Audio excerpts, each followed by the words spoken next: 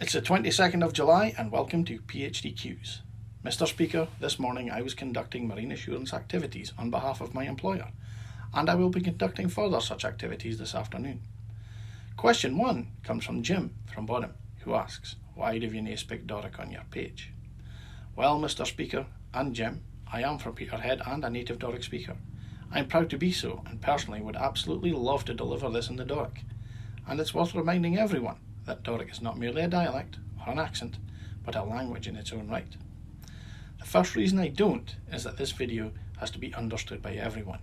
It's well known that we have many foreign people living in Scotland now. I've even got one sleeping in the other side of my bed. The common language we all speak is English. It's more important that my message is understood than delivered in any particular language. The second reason is, it might surprise you to learn that I'm not a professional presenter or public speaker. I know my fluency and the slick production values in these videos had you all fooled, but I do in fact use an auto-cue app on my tablet, which uses voice recognition to follow me as I speak. Unfortunately, Jim, it doesn't recognise the Doric. Question 2 comes from Stephen McCarran of Peterhead. What is the Norway Model? Is it relevant to independence for Scotland, and are we ready for such a cultural change? Well, Mr. Speaker, the Norway Model is basically socialism.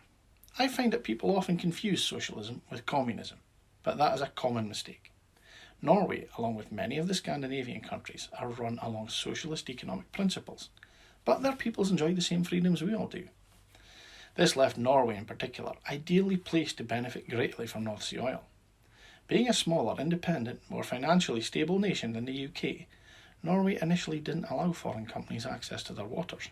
At the start of the bonanza, the only oil company allowed in was Statoil, which is a state-owned company.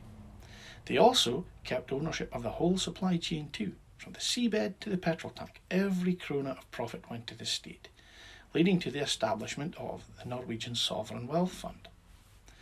Though Norwegians pay high taxes, they tend not to grudge paying them, as they are paid high wages too. Their country also has a very supportive welfare system where, as an example, new fathers can take up to 6 months off work for paternity leave. They've been doing so for years. Contrast that with the 2 weeks recently and grudgingly awarded by the UK government, and the contrast is clear. But it would take a massive cultural change by individuals to adopt it in this country. Norwegians are fiercely patriotic, not in a xenophobic way. They are very welcoming people, but with their money they are inward looking.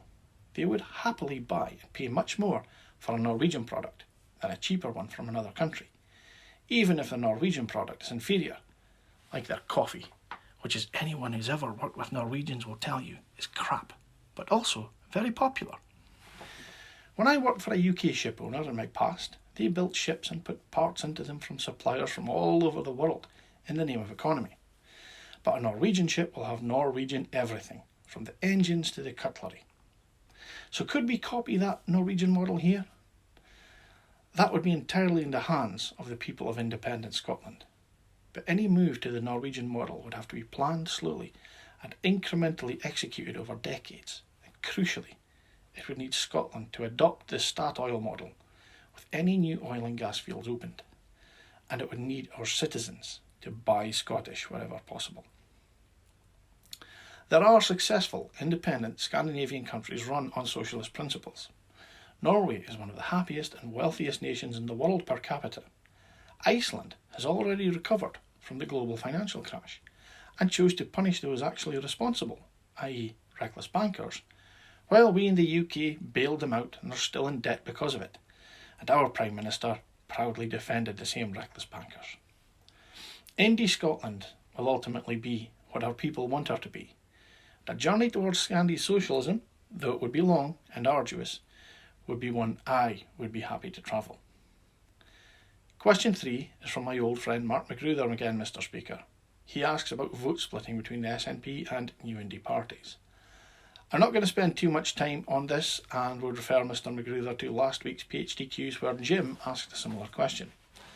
As a loyal SNP member, I'm advocating both votes SNP, but I'm an indie campaigner and while part of me wishes those guys luck, there is a part of me that wishes they would go away too.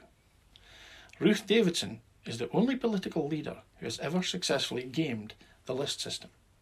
she successfully persuaded many Labour and Lib Dem voters to lend her party their list votes to defend the Union. But as she was representing an established political party and was pursuing those votes for her own party, the gaming landed on the tactical voting side of the ethical line. I read with interest an article by Jonathan Shafi from Rise, whose own party didn't fare terribly well in the 2016 Holyrood election. Mr. Shafi was trying to do the same thing and trying to get SNP list voters to vote for Rise. But he was up against a party machine that was slick, well-funded, disciplined, and who know exactly how to achieve their objectives. He now realises that Rise was none of those things, and in fact depleted list support for the SNP by dividing it.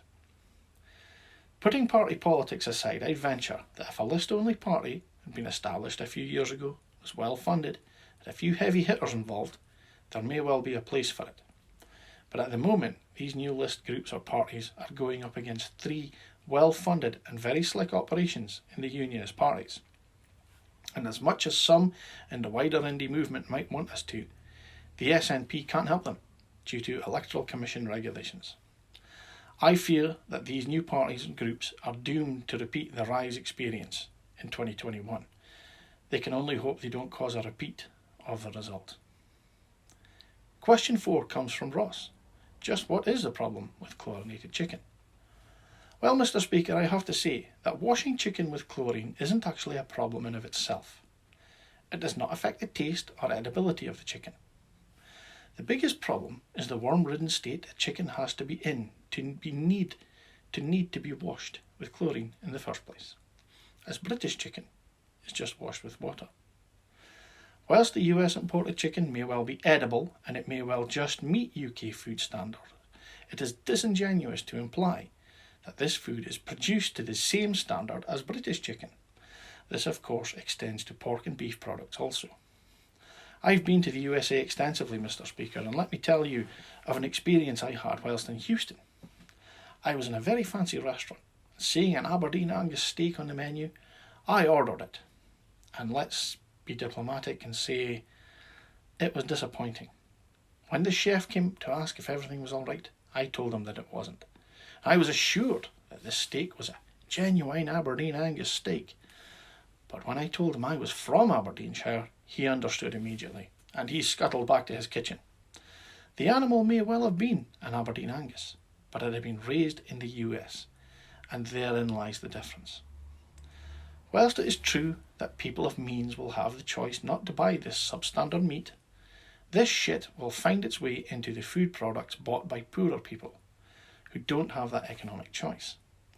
This will find its way into all the supermarket saver rangers, unscrupulous fast food retailers, maybe even our children's school dinners. Make no mistake, this will affect people's health. Probably poor people's health most. Well folks, that's it for PHDQs this week. I'd direct the watching public to comment, but of course, as previously warned, to play nicely. Thank you.